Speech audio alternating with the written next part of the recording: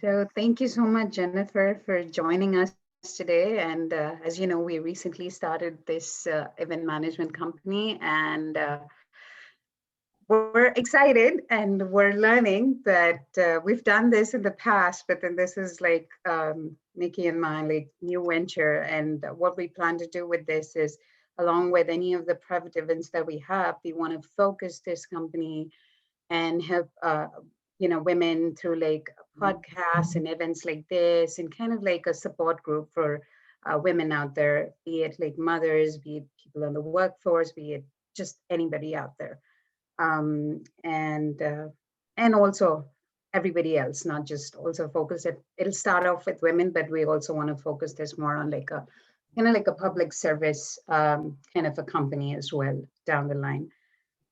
So that being said, and I want to welcome Jennefer Boyer here. And Jennefer, I know we would give an amazing intro. She's a mom of four, and she has kids between 9 to 14, 16, sorry.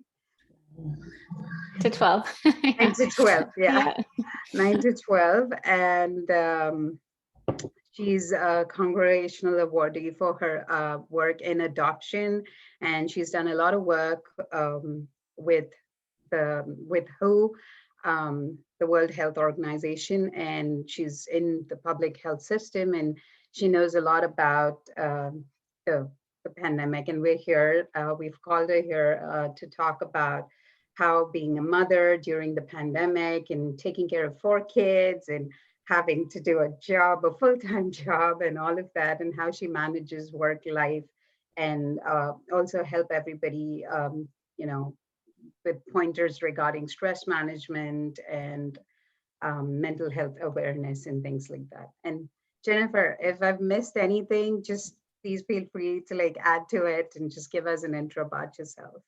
Yeah, of course. I'll do an intro. Well, thank you. I'm going to share my screen and so that we have something to look at other than me. So let me know if you're not seeing that clearly. But oh, that's beautiful. Yeah. So as we just talked about, I'm going to talk today about finding the right work-life balance as a mom in 2021. But also a lot of this will apply to you, whether you're a mom or not, whether you're a stay-at-home mom, even if you're a dad. Hopefully you can take some pieces from this as well.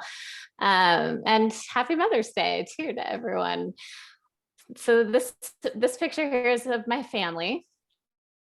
And just as a warning, beautiful. This is a warning. I'm not an expert in motherhood, but I will share my perspective and share some of the lessons that I've learned. And hopefully you'll be able to share some of your stories and perspectives at the end as well when we do Q&A. So quick question before I dive in too deep. What time do you want me what time do you want me to finish? Because I know we talked about a couple of other aspects. I want to make sure I leave space for all of that. Oh, I think it's fine, Jennefer. I think okay. Just go. Do okay, your go thing with the original plan. Okay. Yeah. All right. I'm setting my timer so that I make sure that I just don't go crazy. So a little background about who I am so that when I'm talking about things, you kind of get that background of where I'm coming from. So as mentioned, I have four kids. They're ages 9 to 12. So with only 3 years between them, it's a little bit busy. And you might have noticed, this might not come as a surprise, but 2 of them are adopted and 2 are biological. So, and the reason I bring that up is because my 2 adopted kids have had childhood trauma, and that makes me acutely aware of the impact of our role as mothers, because I've had to be much more purposeful about helping them to attach to our family. And because they came from an orphanage, everything was new to them. So learning what a family is, learning to trust adults, learning how to calm themselves. One little tiny interesting fact that I learned through adoption processes and reading and learning is that when you breastfeed, the hormone oxytocin is released in both your brain and in your child's brain. And when you're making eye contact, which is perfect for when you're breastfeeding because you're making eye contact, you're releasing that hormone, it creates a really unique bond with mother and child. And that's something that physically we don't even think of. We don't think about the benefits of some of those things that mothers do to bond with their children. And so now I'm, with internationally adopted children, they have lower levels of oxytocin because of that. So we've all had to do all these things to make up for that, what a lot of mothers get automatically without even realizing it. So we've had a lot of learning there. And for my work background right now, I'm the executive director of Team Survivor Northwest, and that's an organization that helps cancer survivors, and we help them through fitness programs. And so here is a picture of our dragon boating team, and that helps them to recover well from and prevent recurrences by doing those physical activities. And then I mentioned passions here, and we're going to come back to why.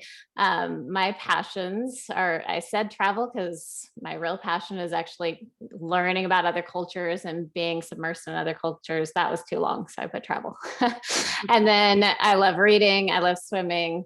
I run right now, but I wouldn't say that's my passion. I do it because I have to to stay active. So it's a little bit about me. Now, working from home, isn't this the perfect image of life working from home? Look how happy she is coloring. Her mom's on a work call, Right. presumably. No behavior issues right next to her, of course. So that is one aspect, or this is a little bit more of my reality. So I like this one. This is the actual reality in so many homes today. right.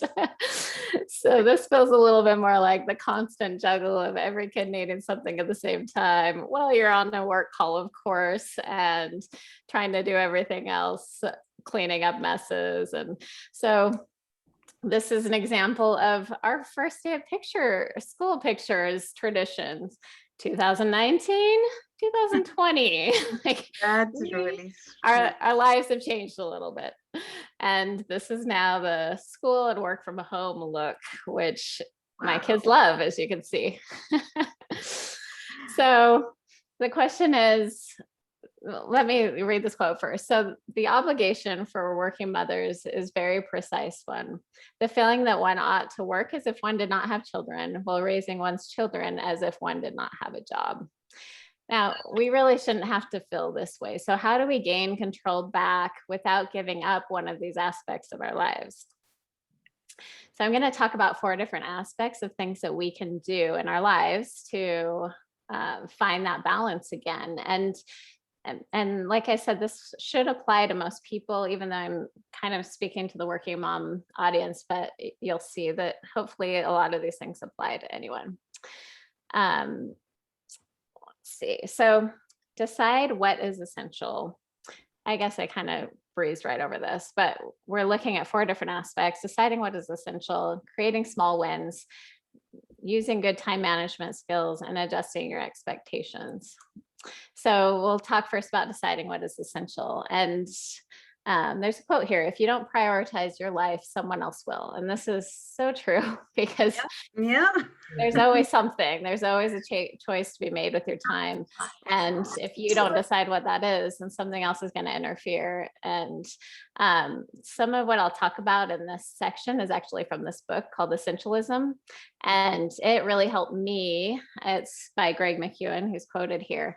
It helped me to kind of think about, okay, what are my priorities? And so what he tells us to do is define your essential intent, learn to say no, and remember to play. And he goes through a lot more, but these are 3 that I'm going to go into. So defining your essential intent. I'm sure if you've worked in any business or organization, you know that there's a mission statement, and that mission statement should drive everything that happens. But for some reason, we don't do that with ourselves necessarily. We tend to move in all these directions at the same time, and we always feel pulled. And we don't have one aim because there's so many different aspects in our lives. But if we can come up with an essential intent, which is like a mission statement for our lives, then we can keep redirecting and looking back at, okay, well, does this, when we're making a choice, if we look back at that essential intent and say, how does that fit in here? Is that actually what I'm striving for? Is that the direction I want to go? And if it gets you closer, great, then it's a yes. And if it pulls you away, then no, it's going to take up your time. So one way to come up with your personal and essential intent is to ask yourself, if I could be truly excellent at only one thing, what would it be? And write it down, and you can play with it and adjust it and make it like it's a goal where there's something that you can actually accomplish. Now, everyone's essential intent will be different. Mine has family as a big part of it. And does that mean I can't work? Well, no. My job, for example, one of the things my job does is allow my son, who is dyslexic, to go to a school that can support him. So it's not that is going the opposite direction than my essential intent, but you have to kind of work things in and look at those as you make those big, especially those big choices, but even the little ones, ask if each of those choices comes back to your essential intent and does it fit in. So I've had to drop things. One thing Nikki knows that she's noticed I've dropped is social media. I have an account. I don't ever check it. I don't get notifications. And I'm alive. I'm surviving. Yeah. Now, that it's going to be different for everyone. When I was going through the adoption process, I needed social media because there were thousands of families who were stuck, and we connected through social media. So there's different times in your life that you decide when those things are helping you and when they're not. I've had to give up some social activities, which is sad, but I know there will be another phase for that. And I still work some of those in as well. But for everyone, it's going to be a little bit different. So your essential intent should be both inspirational and concrete, both meaningful and measurable. And done right, it's an essential intent is one decision that settles 1,000 later decisions. So it actually takes a little bit of time and then saves you a lot of time in the future. So learning to say no, this was so hard for me for so long. I really used to struggle with this. Especially I went through a period where I was a stay-at-home mom and I would volunteer for everything. And because I was like, I should have time, right? And so I was PTA president and vice president for 8 years. And I just started to realize I was getting burnt out. I stopped enjoying things. It doesn't mean that I needed to say no completely.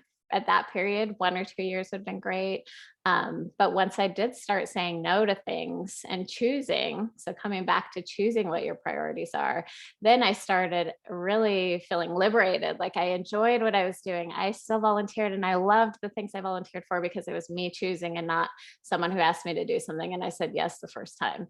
So as I got into more demanding work, that no was even more essential. So now I've gotten a lot better at it, still working on it. But it takes a little bit of courage and getting used to, but in the end, it makes space for those essential things.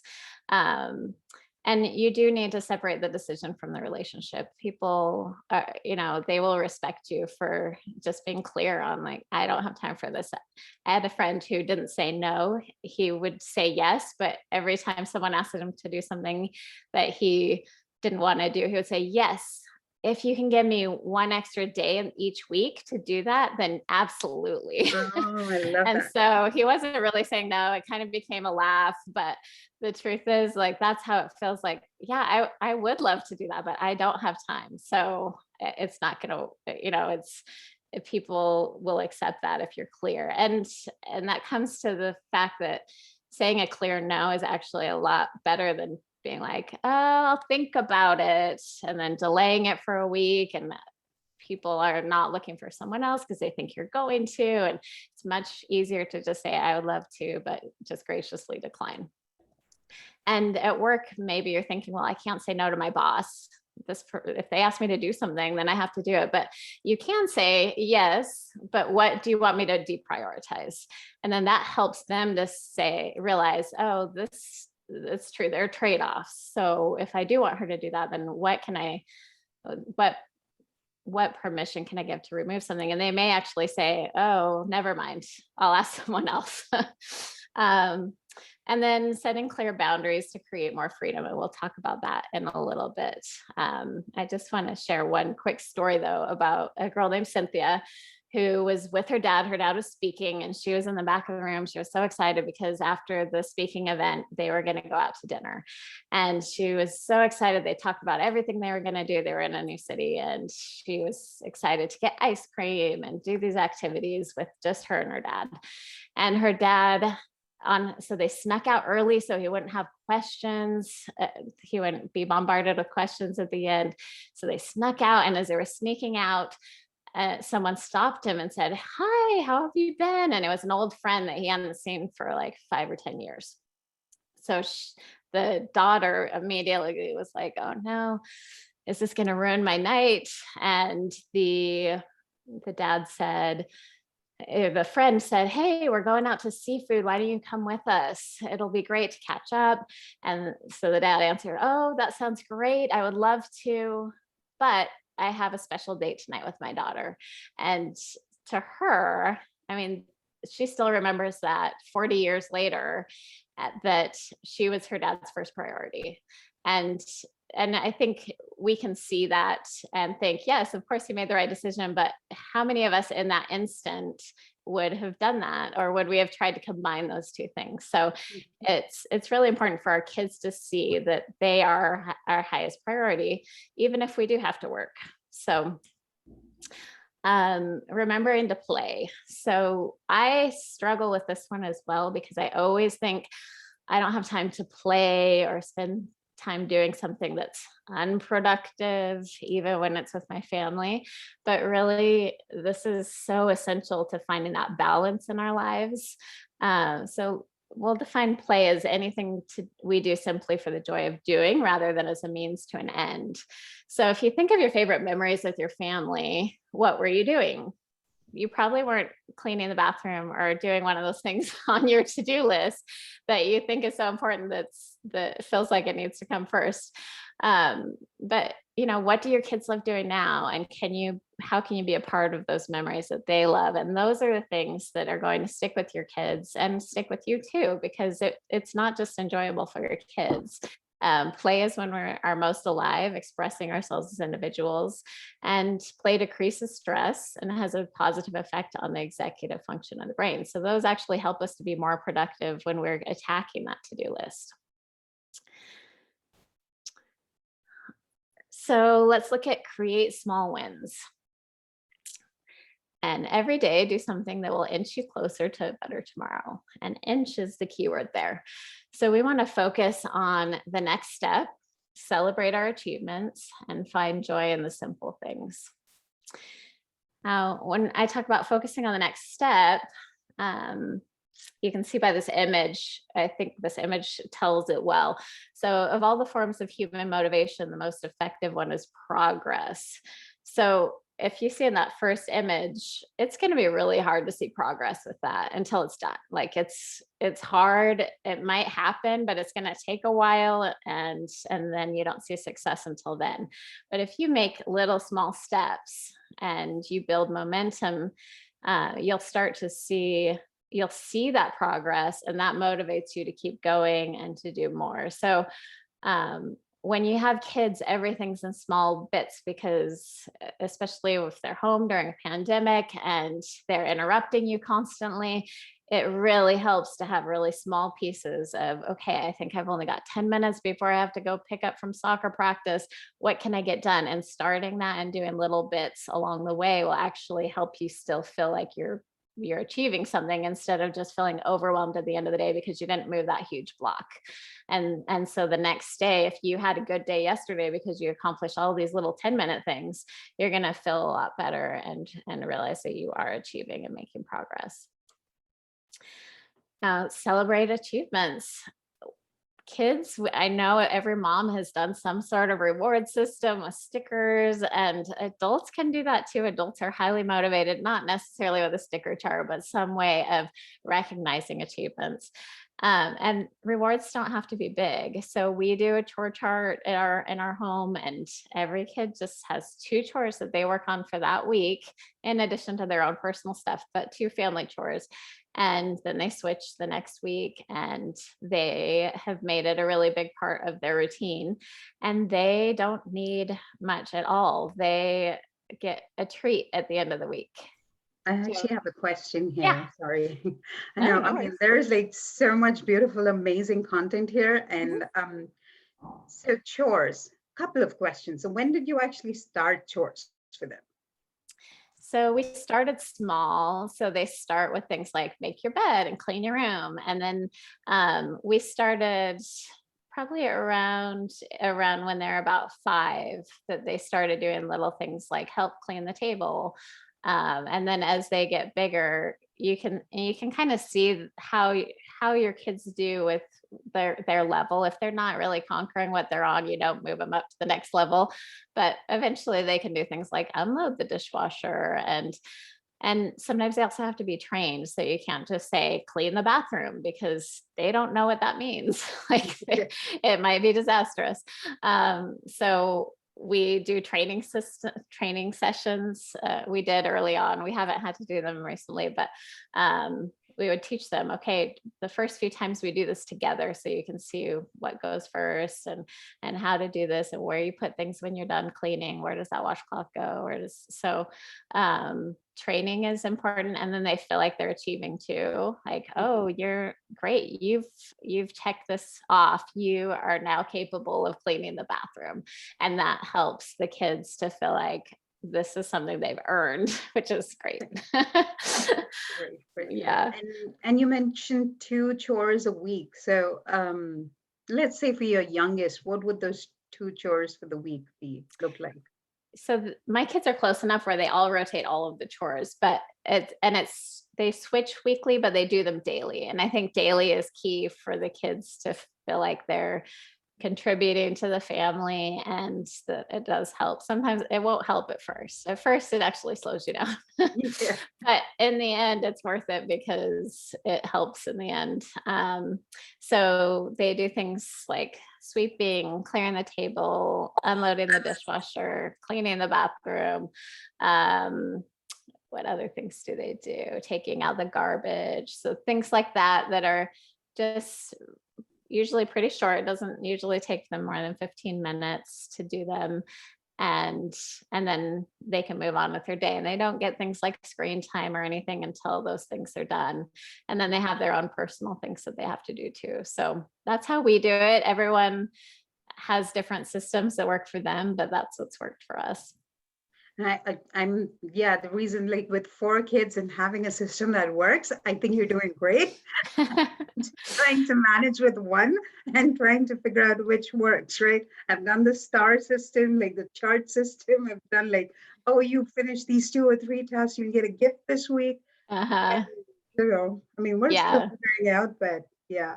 So another thing we've done is during the summer, because oh my goodness, summertime when they have so much time on their hands. Pretty similar to the pandemic, but the pandemic, they at least are supposed to be looking at their school screens.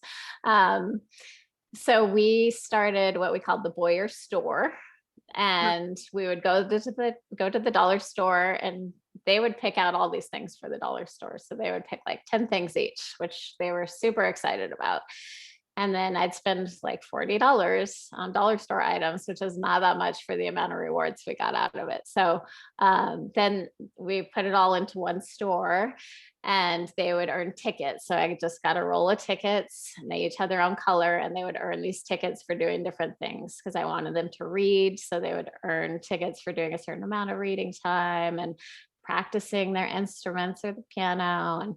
And so that way they were working hard to earn things. they also earn their own school supplies, which I guess I tricked them into, but it was great because they were like, I really want that lunchbox. I was like, oh, you'll have to earn it. So they bought things on Amazon with that. And then we put it into the store that they had to earn. Those were special earning items that took more tickets. And anyways, they loved it. It kept them busy and it was fun and not very expensive for what we got out of it.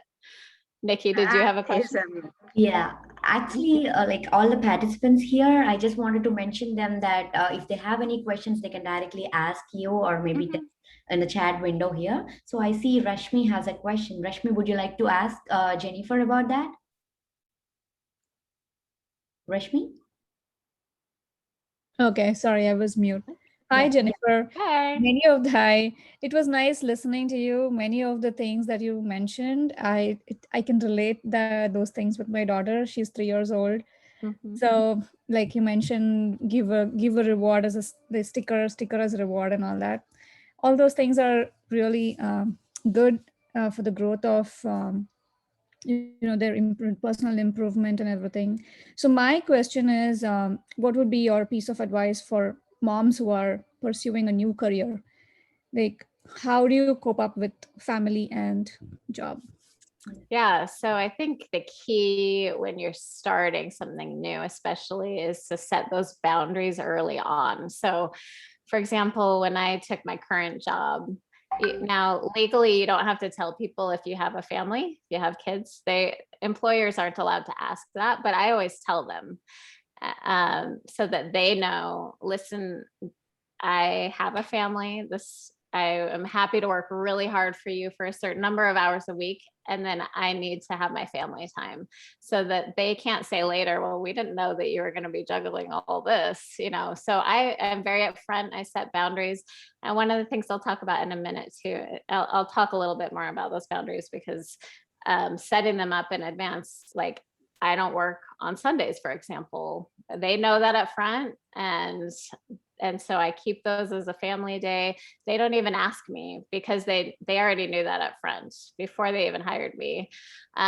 So setting those boundaries and then telling your kids too, because it's not just about your employer that you're struggling with boundaries, but your kids and their expectations. And so if you've told your employer, I will work 8 hours a day, or maybe it's less, maybe it's like 6 hours a day. And then you tell your kids, I'm going to be gone from these hours for these hours. And then I want to spend time with you because you're the most important thing to me, so that they know that they can count on you. Now, the key to not feeling guilty about being gone all that time is that you actually stick to that. So what I do is I have a timer. It sits on my desk and I set a timer for how much I will work every day. And my kids know that. And it counts down. So my kids see how much time I have left if they stick their head in. And sometimes I'll have to, things come up and I have to stop my timer and come back to it after bedtime. But it helps me to keep those boundaries for my kids too, so that I can say, I can be here these in the afternoon for you, and you're going to be my focus then. And then later this is my work time focus.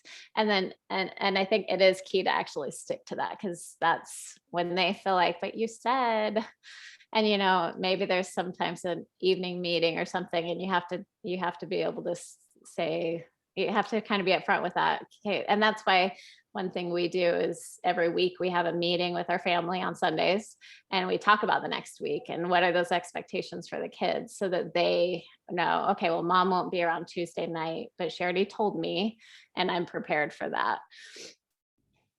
So I don't know if that answers your question.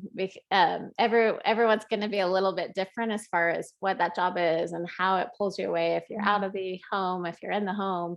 But I think just boundaries is the biggest thing. And especially if you're just starting a new job, the fact that you can define those boundaries up front makes a huge difference. True.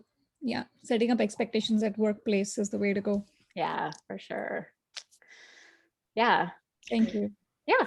make it Wow, work. I've actually taken that 3 point Sunday family meeting, Boyer store, and setting up a timer. These are amazing points. Thanks for sharing those. Oh yeah, of course, of course. Yeah.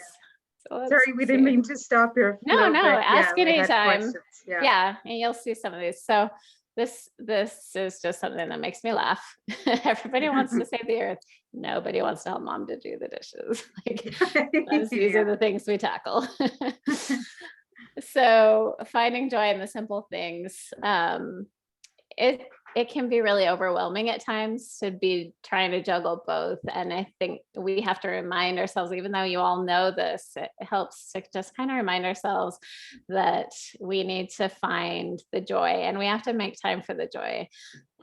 Milton Berle says laughter is an instant vacation. Maybe that's the only vacation we get sometimes, and we need it. You don't have to plan an elaborate vacation. What we do at the beginning of every summer is we sit down as a family and we create a list of all the things we want to go or do or see that summer. And it's funny because the adults are thinking big, like, I want to go to this state or this country and let's plan that. And the kids are like, one of my sons, he's 9 now. He asked this last year when he was 8. On his list was go to Fred Meyer and eat from their deli, because he sees us pass by the food that's on display all the time. We don't ever buy it. So to him, like, that's what I want to do. So talk about a cheap way to make your kids happy. Like they are satisfied with things that are, it's the little things that matter to them. So we make that plan and we actually set dates. So, okay, how can we work this into our summer schedule so that it actually happens? And when an open Saturday comes, we're not saying, oh, should we go to Bainbridge Island today? Or should we it's already planned. And sometimes that means it's going to change because things come up, but at least we have something already set that we can do together to make the most out of our time together. And then so this is a picture of my son, Andre, and this was in Congo. That's a long story that I'll tell later. I love the ties. Yeah. So sometimes he has trouble going to bed. He'll sometimes resist, which every kid has probably gone through a phase of resisting bedtime. But one thing that I do to bring back the humor sometimes is remember one time that we said, okay, everyone, it's bedtime. And this was a few years ago. It's bedtime. And so we expected everyone to go upstairs and get their pajamas on. And he stood up by the kitchen table, ripped off his clothes. And we realized he had his pajamas on underneath his clothes. And he had waited the entire day for this moment. He kept his pajamas on under his clothes at school, because he really wanted to surprise us and be the first one ready for bed. So anyways, with kids, they do the greatest things. And in those hard moments when they're not being super cooperative, it helps me to be like, okay, there's good times, there's hard times. Let's remember that this is the same kid who is cracking me up because he wore his pajamas under his clothes the whole day. Yeah. That's just so creative, genius. Right? Yeah. It's gonna go somewhere someday. Yeah. So time management. You will never find time for anything. If you want time, you must make it. We know this, right? So this is where we talk about setting boundaries, adding a buffer, scheduling one-on-one time for family members, and making time for yourself. So we've talked about this a lot, setting boundaries and how it's liberating and empowering. So defining things like how much you'll work each day and setting rules in advance that eliminate you ever even having to say no. Someone had asked about, so for Sundays, so I gave the example about on Sundays I don't work. It's just our family and church day. And so we have a family meeting every Sunday. We plan the calendar. We actually do teaching lessons. So like last week, we realized our kids need a little work on their phone etiquette skills. So that's what we learned. And they do things where they get involved. Sometimes they'll teach each other. Sometimes they'll do like role play scenarios. So we make it fun. They look forward to it. We do an activity and a dessert. So who wouldn't look forward to it? So they like our little weekly family meeting. And then if a kid has something that they want to talk about, they can bring it up during that meeting. So if they say, we think that this isn't fair, they can bring it up. We talk about it as a family. Some things we vote on. Parents can say no, but we really actually haven't had anything unrealistic. They come up with pretty reasonable things and they give their reasons for why they want to do it. And we've been doing this for several years. So I think we've been doing the Sunday thing for a long time, but as far as like them bringing up if they want to change a house rule or something, we started with Luke as young as probably 5 or 6, and he was still involved. So it can start pretty young, and it helps teach them a little bit of like the reasoning behind things. And they are so responsible when it's not in the moment of them rebelling against a rule. They'll like make really great rules and a little bit harsh consequences for themselves if they don't follow the rule. So it's a great time to talk about those things when it's not in the instant of them wanting to do something. And how long is this meeting? Is it like a set time every week, or? It's usually about 30 minutes. They don't do well with long meetings, but that's separate from whatever activity we do. So we might play a game or do badminton or something like that. Yeah. Cool. And add a buffer. So one thing that I will give if someone says, how long does it take to get there? I'll be like, let's see, one time I made it in 5 minutes. So I'm going to say 5 minutes.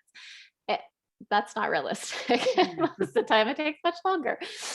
So building a buffer into everything you do, both at work and at home and travel times. And this works both with your work deadlines, saying if you think a project's going to take a week and you say a week and a half, I'll have this to you.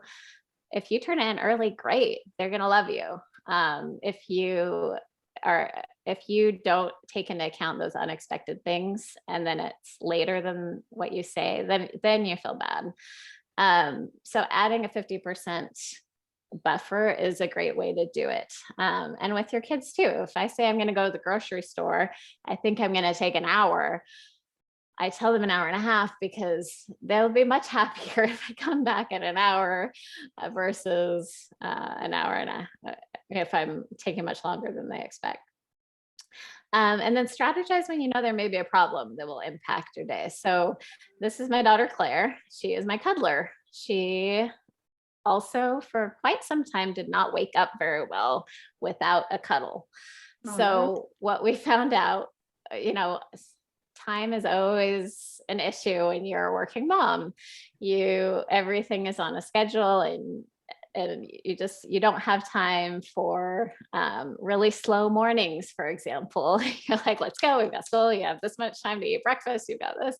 And she did not respond well to a rush in the morning. She needed time to wake up. So one thing that I did with her was I took 2 minutes. I would go into her room before anyone else. I took 2 minutes to let her cuddle with me. And that helped her wake up. She picked her clothes a lot easier. She just was in a much better mood. And it would be easy to think, I don't have time for that. But really 2 minutes of cuddling saved me at least 15 or 20 minutes of trying to deal with her having a collapse because that shirt didn't look quite right, or she just doesn't want to come eat breakfast or brush her teeth, or whatever it is. So thinking about those things in advance and building them in and recognizing what's a problem that we regularly have and how can we get around it before that problem even comes. And then scheduling one-on-one time with family members. We do dates, and my husband and I each do a date each week, and it rotates with each kid. And that way they each get time one-on-one with us. They love this time. They get to choose the activity. like I said in the past, they don't choose very expensive options. It might be like a special meal or playing miniature golf or something like that. They pick things that they're interested in. And even during the pandemic, we've been able to do this in one way or another, even though it might look a little different. It might be like, hey, this is our ping pong time, or and that's been really important, both for that one-on-one relationship with our kids so they can talk to us, but also we get to know them better individually and they know that we care about them. And that has really helped. So making time for that, and we do that on the weekends. It doesn't interrupt our working schedule. I know weekends are busy with things like laundry and grocery shopping, but that's why we each take turns so that we're not gone at the same time. And yeah, the kids just really look forward to it. And then making time for yourself. So sometimes when I hear this phrase, people are like, oh, like getting your nails done and getting a massage. I'm actually talking about like those passions that I mentioned in the beginning. Like I have certain things that appeal to me that make me who I am. And moms often push ourselves back for last. We're doing everything for everyone else and we don't really make time for ourselves. And sometimes those passions, I mean, we need those to feel like ourselves. And so finding ways to work them in is really important. So for example, I mean, this girl reading looks heavenly to me. I love to read. I don't have time to read a book, but I do have time to listen to audiobooks. So and there's great audiobooks at the library. And I listen to books whenever I fold laundry, when I'm getting ready in the morning, anytime that it doesn't involve, I know this is harder with younger kids because when kids are around, it's like constant interrupting. But for me in my life right now, they interrupt sometimes, but usually they see me doing laundry and they run because they don't want me to ask them to help. So I get to listen to my book, and that way I still am getting some of that time for me. I have book club once a month. It's not a huge time commitment.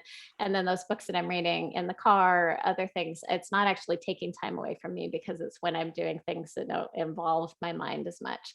So I think everyone's going to have a different area where, and it doesn't need to be big, but it needs to be like, this is one thing that I need to not sacrifice so that I can still be me and I don't have a grudge against my workplace or my family.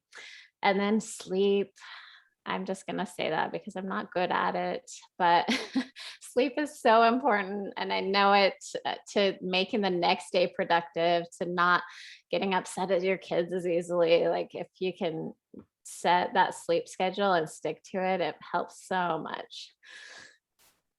All right, so the last one is adjusting your expectations. Don't let the perfect become the enemy of progress. So setting reasonable expectations and being ready to adjust them and letting go of perfection.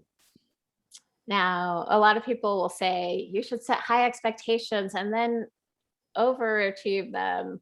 And some will say expectations will cause you to be disappointed. I think there's a middle ground.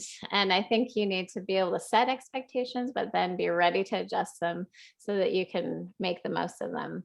And it's not a bad thing to adjust an expectation. And then letting go of perfection. So, you know what? My kids didn't do their homework perfectly this last year during the pandemic. I used to be like, okay, we're going to work until we get every single question right. And I'm going to keep asking you until you understand. And I had to let a little bit of that slide this year, and it's okay. They're actually learning a lot more independence. And my big thing is I have to let my house get messy sometimes. And I hate that I have this fear that people are going to judge me by if my house is perfect or not. I don't know I know it doesn't make sense, but I think if someone comes in and there's toys on the floor, they're going to be like, oh, she's a horrible mom. So I have had to let go of that and be like, okay, they're having fun right now. I need to put them as a priority. And so that all of their memories are not me saying, did you pick up those Legos off the floor before someone steps on them? And actually they've gotten better over time. So there is hope for those who still have younger kids where you're floor is covered in little things, they've started to take more responsibility, mostly because they know they don't get any rewards until it's clean, but I don't have to pester them. So anyways. And Legos are dangerous. Yes. I'm kidding. It's like, did you leave some glass pieces on the floor or what? Right. Yeah. So a good mom has bad days and great days and normal days and overwhelming days and perfect days and trying days and super mom days and just being a mom days and a whole lot of love and real and crazy motherhood days. And that's okay. Like there's good and bad. And I think we need to not be so focused on being perfect all the time and recognize that we're doing our best and our kids are happy and they love us. And that's the most important thing. And I will just add a little bit that I've learned before I close. My sons, they were adopted from DR Congo. The reason I moved over there was because one of them was so sick that when we visited him, we had to take him to the hospital. He had to have a blood transfusion. And the doctor said he probably wouldn't have made another week if you hadn't been here to take him in. And so I realized I've got to be there. So I moved over there. My husband stayed in the US with my daughters. And as soon as we started giving them food, so they were extremely malnourished, they had parasites and they were not healthy. But as soon as we started feeding them and getting them medicine, their bodies recovered really fast. What they will never fully recover from is the loss of their first mom. That has a huge impact on them, and they'll always have questions. They'll always kind of struggle with who they are because moms are so important. And, we're doing our best and to help kind of fill that. But it makes me realize how important our role is as mothers, and that it's okay if we're working, and it's okay if we don't have a perfect clean house, or if our chore chart is falling apart this week, or they know that we love them, and that's the most important thing. And that is better than any medicine, because it's so hard to replace. So great job to all the moms out there, and move along. So thank you for making our world a better place, so moms and women, because we all, whether you're a mom or not, you hold that role of compassion and helping others, and some of those things that define motherhood. So thank you all. And I went longer than planned. No, So what happens when you don't give great. me deadlines here? But yeah, let's do some Q&A. No, I mean, we always have deadlines. Let's just this one thing be with no deadlines, right? Right. This is good. This was amazing, Jennefer. We actually learned a lot. And I mean, I personally have a ton of points that I've written down. I'm like, I'm going to try and implement all of these and see where it goes. And I might even keep you posted and keep bugging you for more tips and tricks. Of course. Yeah. Yeah, I think we could open the floor for questions. Anybody? From the audience? Or maybe I can actually. So before that, Jennefer, is there a way, like, can you share this PDF presentation? Yeah, of course. That will be helpful. I'll send it to you as a PDF so that you can share it easily. Sure. Yeah, that would be really helpful, I believe so. Any questions from the audience? I think, yeah. I think, someone had also sent a few questions, right? So maybe you could just ask them one by one. Now. Yeah, let me pull that open. I think they also had questions that they had sent us over text and email. So okay. Want to start those? Yeah, of course. So yeah, one of his, here is a question from Rashmi again. Ramya, I think this one's from Ramya. This is a question from Ramya. Okay. Okay, fine. Yeah. What should professional mothers consider before starting employment at a new company? Yeah, so we talked a little bit about boundaries, but I think another thing to consider if you haven't taken a job yet is to really ask about, if you know someone that works at the same place, find out about what that work-life balance is like. Because everyone will say, yeah, no, it's normal hours. And then the next thing you know, it's 80 hours a week.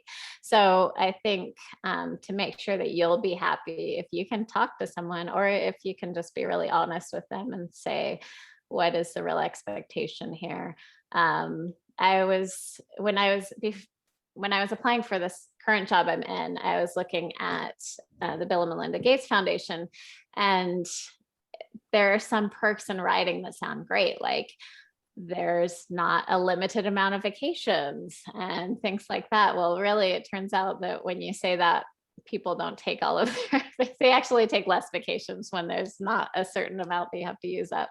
And they said specific hours, but when I talked to others, they said, well, actually in that role, you would be doing a lot more than that number of hours. And I realized, for me, I would have loved that role for my career, but I had to find a balance between being able to have a career that actually didn't feel like it was pulling me in too many directions. So I didn't take that job, and instead I found a job that had better hours and a lot more flexibility. So like right now I'm working from home because of the pandemic.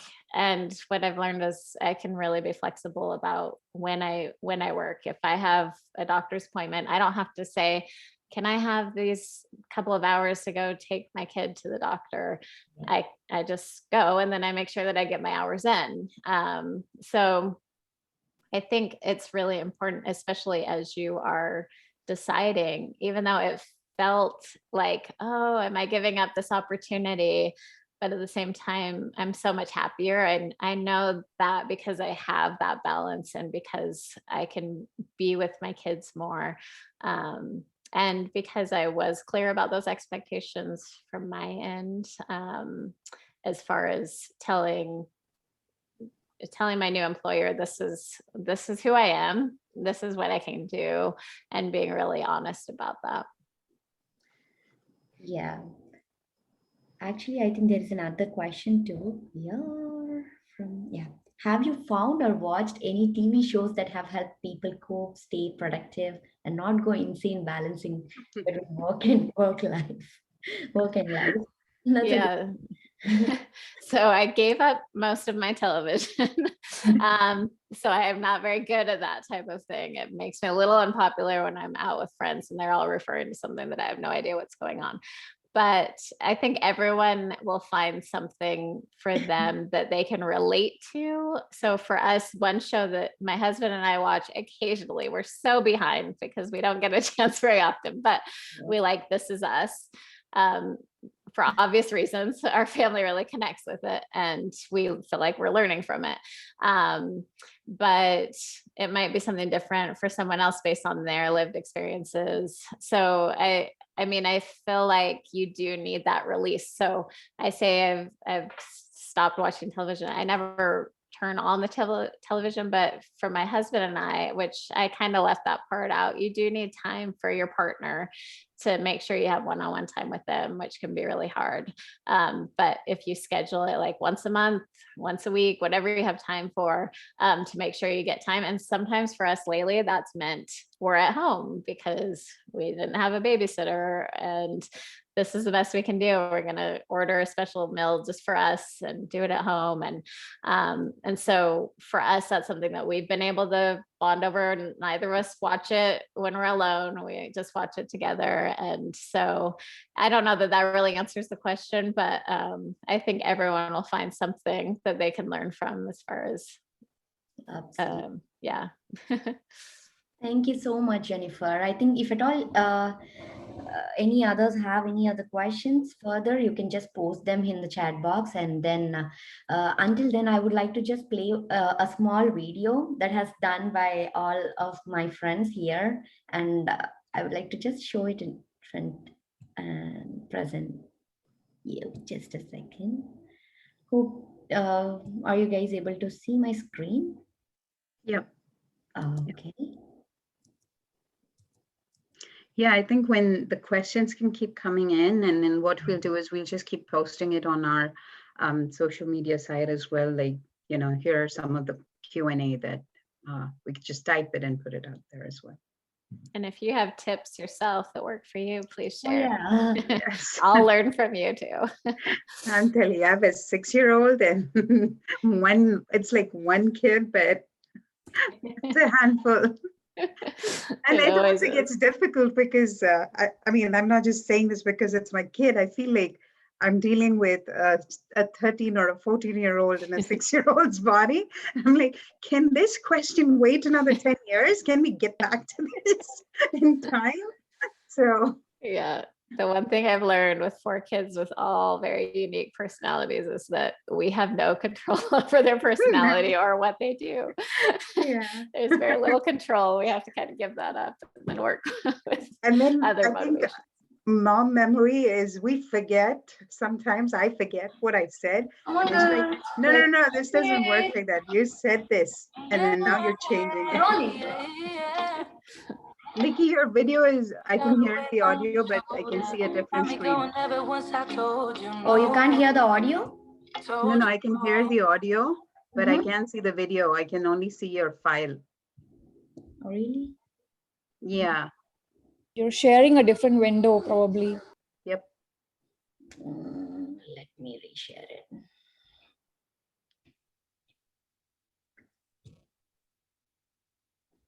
Share screen. Yeah.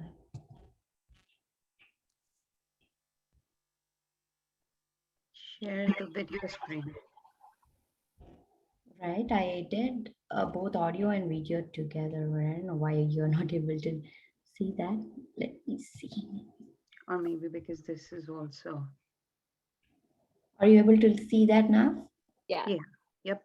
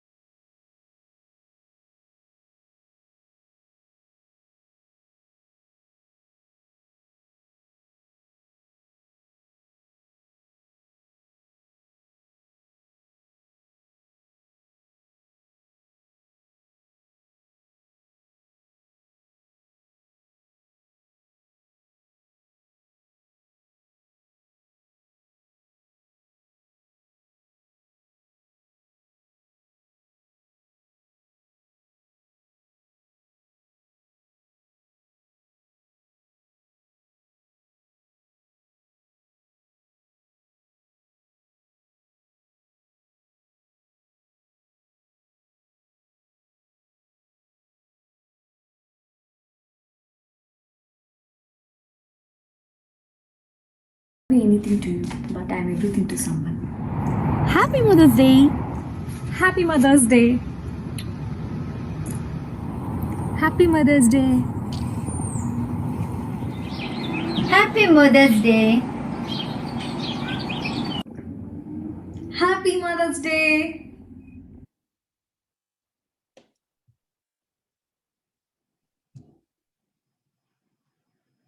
Yeah. That was awesome. Yeah. Cool. That was a really good message that, when someone does say, oh, you're just a mom, right? The things that a mom does single-handedly there's a lot of things. That's great. Yeah. Cool. That was a small idea just to present like mom can be so many in this world. It's So not that just a mom. She's not just a mom. So yeah. cool. Did we have any, do you want to announce winners too? Or do you want us like I can present the photo contest AVI too, and yeah, then sure. Yeah, let's do that. Let's see. So Jennifer, one thing we had was we had everybody just tag us and send us photos and videos of themselves and their kids. So we'll see. I love that. Yeah. this is the photo contest. You're able to see the screen, right?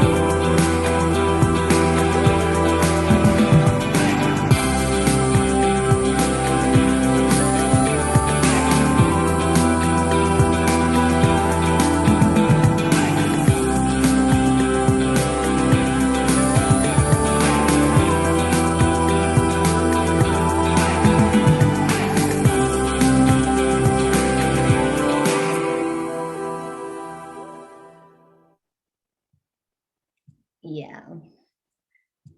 Awesome. Yeah, let's like announce the winners over in social media otherwise. Actually, the reason there are a couple of other people still sending on, and Yeah. it's like the announcement. I mean, what do we say? We started marketing it very late. I believe it was a very short notice, so people are still requesting for a day more. So let's watch till what I've decided is maybe we'll watch till evening and then announce the results and keep it in our websites and also social media, and we'll stay in touch. So once again, and I would also love to play a video where few kids have done some creative stuff and gifted their moms. So that will be the last video. So I hope I'm not boring you all, guys. So No. Go yeah. on. And I know, Jennifer, I think it's late for you, but yeah, there are a few more minutes we can conclude the meeting. Oh no, I'm glad I'm the one that went overtime. So No, that's okay. glad to join. Yeah, sure. Let me share that too. It's always nice to watch kids. So anytime.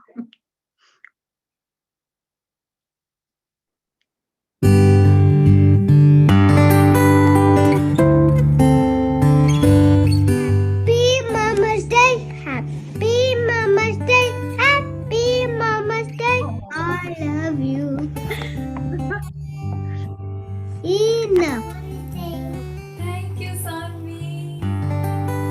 so much. Did you make this? Yeah. Nice. How did you make it?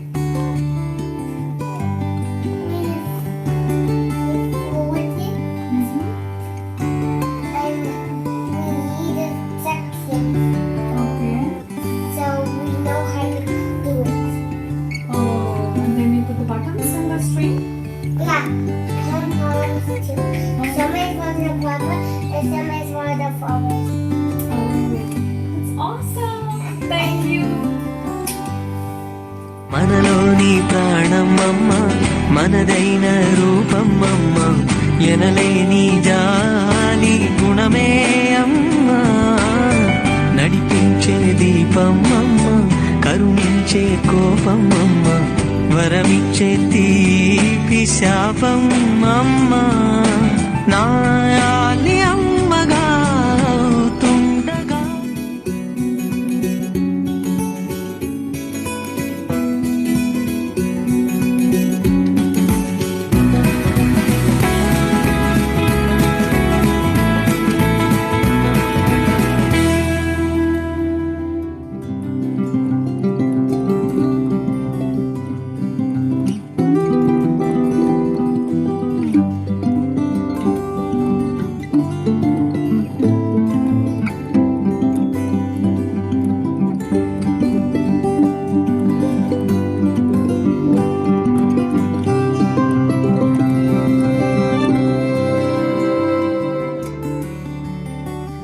Happy Mama's Day. Happy Mama's Day. Happy Mama's Day. I love you. Happy Mother's Day, Amma.